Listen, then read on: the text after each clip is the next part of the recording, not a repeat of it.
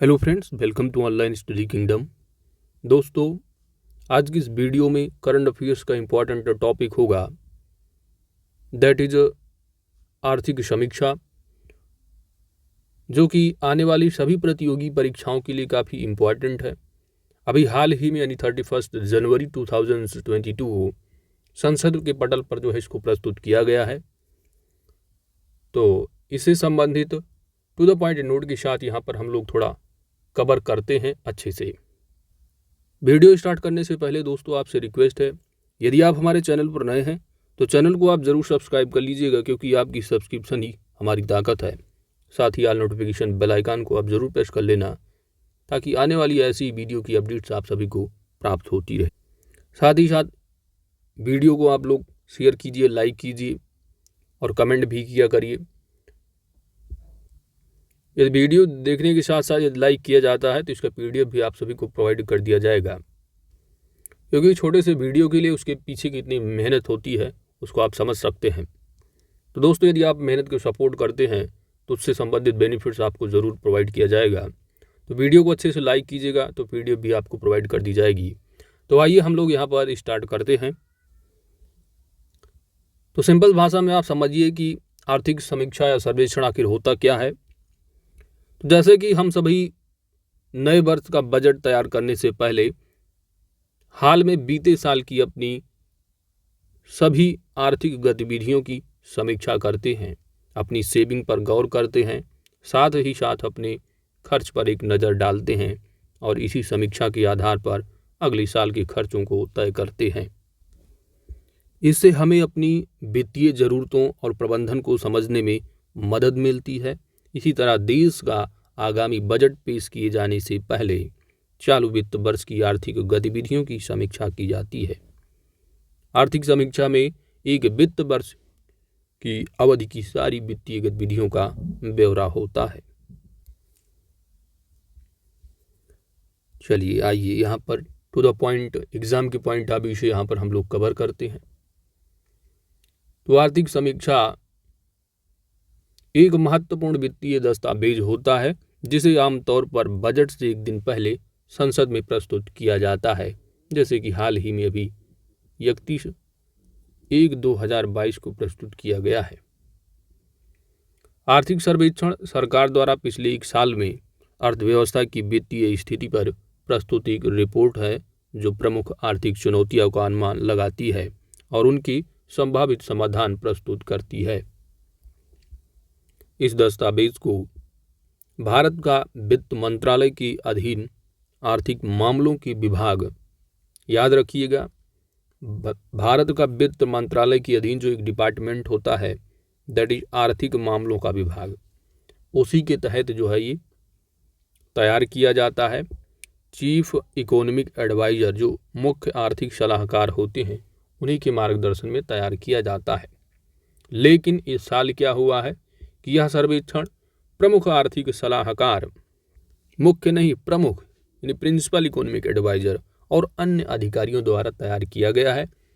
कारण ये रहा कि इसके पहले जो मुख्य आर्थिक सलाहकार रहे कृष्णमूर्ति सुब्रमण्यम का कार्यकाल दिसंबर 2021 में ही क्या है समाप्त हो जाने के बाद जो पद रहा वह रिक्त था। इसके बाद वर्तमान में उसके बाद थोड़े दिन बाद जो है अभी कुछ दिन पहले ही जो है अपॉइंट किया गया है। वर्तमान में भारत के मुख्य आर्थिक सलाहकार डॉक्टर V अनंत नागेश्वरन हैं।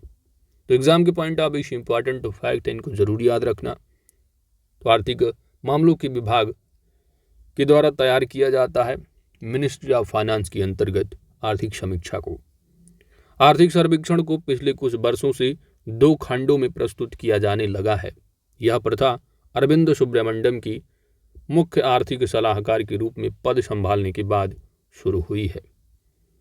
पहले खंड में देश के सामने आने वाली आर्थिक चुनौतियों को सम्मिलित किया जाता है, जबकि दूसरे खंड में बीते साल का विश्लेषण शामिल होता है। गौरतलब है कि सरकार के लिए आर्थिक सर्वेक्षण प्रस्तुत करना अनिवार्य नहीं है और न ही पहले खंड में प्रस्तुत सिफारिशें सरकार पर बाध्यकारी होती हैं।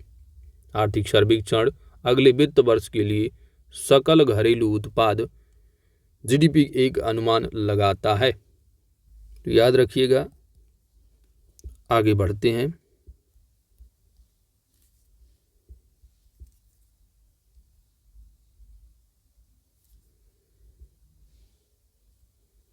अब आइए बात करते हैं जो आर्थिक समीक्षा हाल ही में प्रस्तुत की गई है, इससे संबंधित तथ्यों को। 31 जनवरी 2022 को केंद्रीय वित्त एवं कारपोरेट कार्य मंत्री निर्मला सीतारमण ने संसद में आर्थिक समीक्षा 2021-22 को पेश किया। आर्थिक समीक्षा 2021-22 का मूल विषय क्या है? तो त्वरित दृष्टिकोण है। इस वर्ष का सर्वेक्षण देश में ढांचागत विकास को दर्शाने हेतु उपग्रह और भू स्थानिक डेटा को उपयोग को उजागर करने के लिए विभिन्न उदाहरणों का उपयोग करता है। तो याद रखिएगा कि 31 जनवरी 2022 को प्रस्तुत किया गया है और संसद के पटल पर प्रस्तुत किया जाता है वित्त मंत्री के द्वारा। साथ ही साथ याद रखिएगा कि इसका मूल विषय क्या है? त्वरित दृष्टिकोण है। आर्थिक समीक्षा की मुख्य बातें। आर्थिक समीक्षा के अनुसार वर्ष 2021-22 के पहले अग्रिम अनुमान के अनुसार भारतीय अर्थव्यवस्था में अनुमानतः 9.2% की वृद्धि अनुमानित है। कितनी? 9.2% की, जबकि वित्त वर्ष 2021-22 में यह 7.3% गिरावट दर्ज की गई थी। वृद्धि कितना अनुमानित है? 21-22 के पहले अग्रिम अनुमान के अनुसार याद रखिएगा 9.2% है। आर्थिक समीक्षा 2021-22 के अनुसार वर्ष 2022-23 में जीडीपी में वृद्धि दर 8 से 8.5% तक रहने का जो है अनुमान है। तो जीडीपी का ग्रोथ रेट कितना होगा? अनुमानतः जो बताया जा रहा है वो 8 से 8.5% तक आर्थिक समीक्षा 2021-22 के अनुसार, जबकि वहीं की पिछला का देखेंगे तो 7.3% की गिरावट दर्ज की गई थी। आगे बढ़ते हैं। यही सब एग्जाम के पॉइंट ऑफ व्यू से तथ्य हैं कि 2022-23 में आर्थिक समीक्षा का अनुमान क्या है जीडीपी वृद्धि दर? तो आप कहेंगे 8 से 8.5%। अगला तथ्य है 2022-23 के लिए यह अनुमान विश्व के यानी विश्व बैंक जो है इसके अनुसार देखेंगे तो 8.7% है। एशियाई विकास बैंक की के जो अनुमान है वो कितने हैं? तो 7.5% है। तो विश्व बैंक के हिसाब से कितना है जीडीपी वृद्धि दर? याद रखिएगा 8.7 है, जबकि एशियाई विकास बैंक के हिसाब से 7.5% है। वहीं पर आईएमएफ के ताजा विश्व आर्थिक परिदृश्य अनुमान के तहत 2021-22 और 22-23 के लिए 9% वृद्धि दर, जबकि 23-24 में 7.1% रहने की संभावना है। 2021-22 में कृषि और संबंधित क्षेत्रों के 3.9%, उद्योग का देखेंगे तो 11.8%, जबकि सर्विस सेक्टर में सेवा क्षेत्र में 8.2% रहने का अनुमान है। कोविड-19 के चलते उधारी बढ़ने के साथ जो केंद्र सरकार का कर्ज है वह बढ़कर कितना हो गया है? तो जीडीपी का 59.3% हो गया है, जो कि वर्ष 2019-20 यानी कोरोना आने से पहले 49.9% कर्ज रहा। तो अब बढ़कर कितना हो गया है? 62.3% जीडीपी का। सितंबर 2021 के अंत तक, एक साल पहले, यह 556.8 बिलियन डॉलर की तुलना में भारत का बाह्य कर्ज बढ़कर 593.1 बिलियन डॉलर हो गया है। तो जीडीपी का कितना है? याद रखिएगा कर्जा केंद्र सरकार का 62.3% है।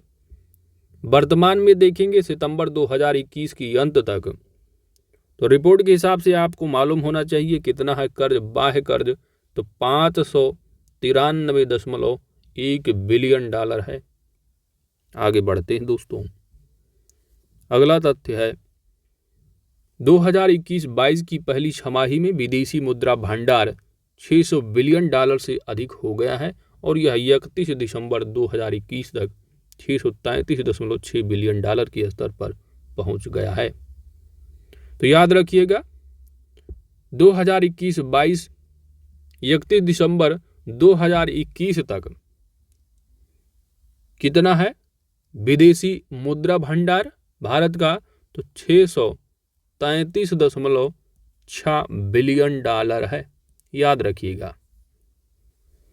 अब विदेशी मुद्रा भंडार यदि पूछा जाता है इसमें भारत की रैंक कितनी है, तो सबसे ज़्यादा विदेशी मुद्रा जो भंडार वो चाइना के पास है, उसके बाद जापान है, स्विट्जरलैंड है, उसके बाद अपना प्यारा भारत है चौथे स्थान पर। औसत शीर्ष CPI संयुक्त मुद्रास्फीति 2021-22 में सुधार करके जो है ये कितना आया है, तो 5.2% हुई है, जबकि 2020-21 की इस अवधि में ये 6.6% थी।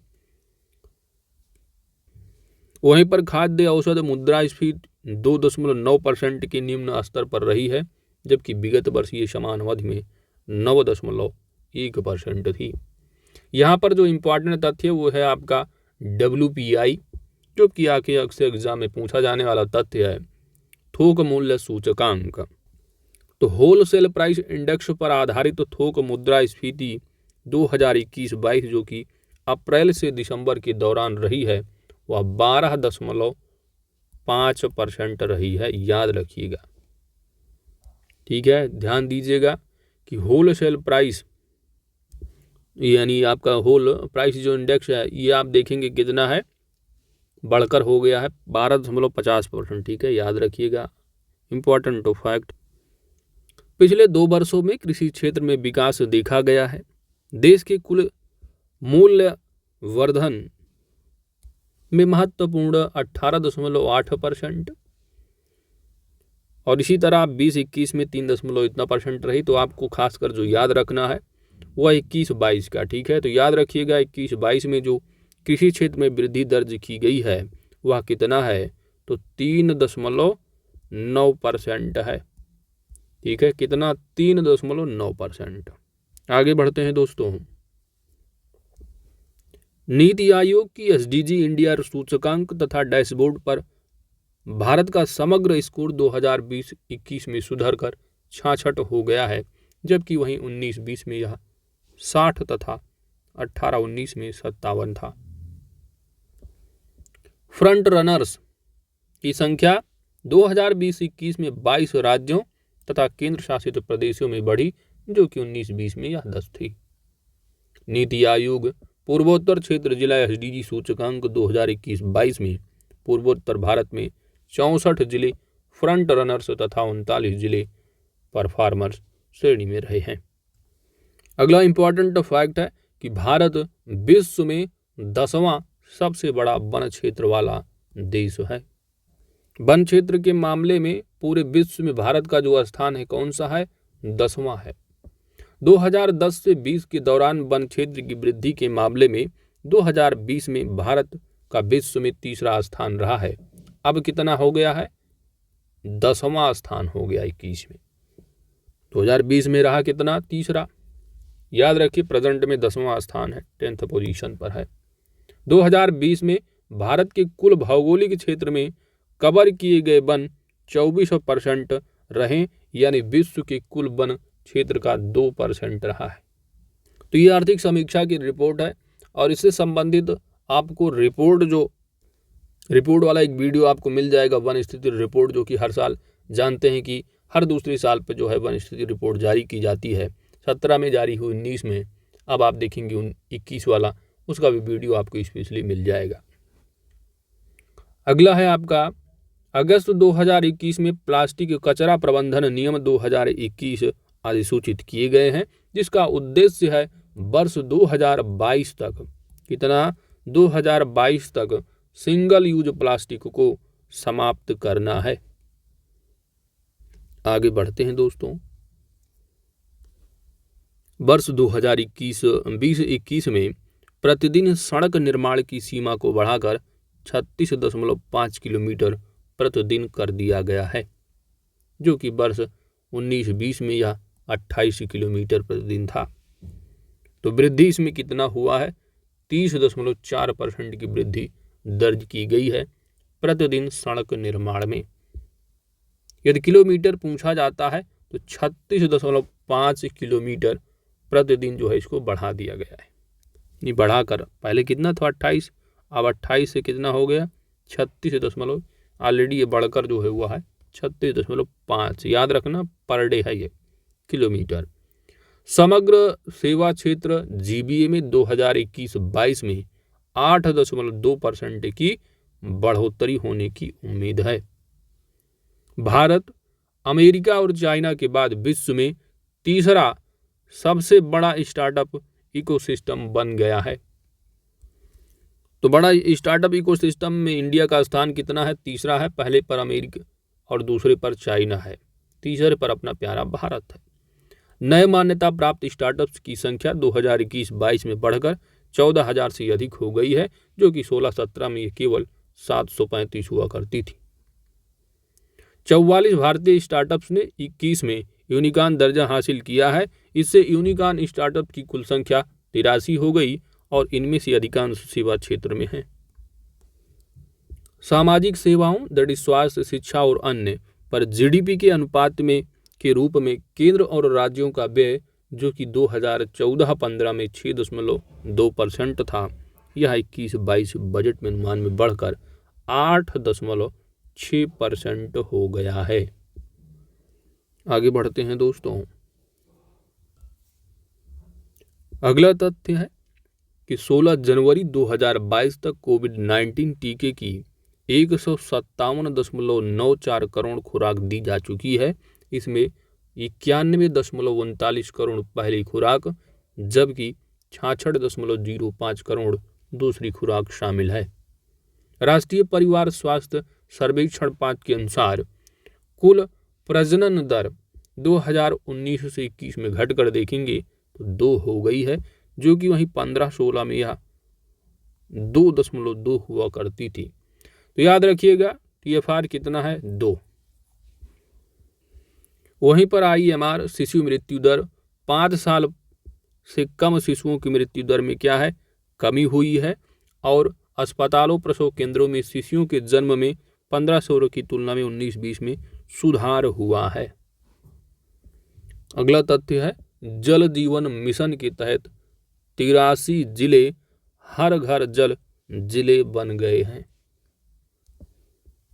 अप्रैल से नवंबर 2021-22 में अमेरिका शीर्ष निर्यात गंतव्य बना रहा। इसके बाद संयुक्त अरब अमीरात तथा चाइना का स्थान है। अगला तथ्य है आपका अप्रैल से नवंबर 2021-22 में आयात गंतव्य की शीर्ष 10 देशों में चाइना निर्यात में सबसे नंबर 1 पर कहाँ रहा? तो अमेरिका को। ठीक है, निर्यात में आपने क्या देखा? अमेरिका रहा शीर्ष पर, उसके बाद जो आपका यूनाइटेड अरब अमीरात रहा, फिर चाइना का स्थान रहा। लेकिन इंपोर्ट के मामले में, आयात के मामले में शीर्ष 10 देशों में चाइना नंबर 1 पर है, उसके बाद संयुक्त अरब अमीरात, फिर अमेरिका का नंबर आता है। तो भारत को आयात होने वाले आप देख रहे हैं सबसे ज़्यादा इंपोर्ट जो हुआ है वह चाइना से हुआ है। हालांकि एक वर्ष पहले इसी अवधि में चीन की हिस्सेदारी 17.7% से घटकर 15.5% हो गई। यानी जो इंपोर्ट किए गए हैं सबसे ज़्यादा तो चाइना से ही इंपोर्ट हुआ है।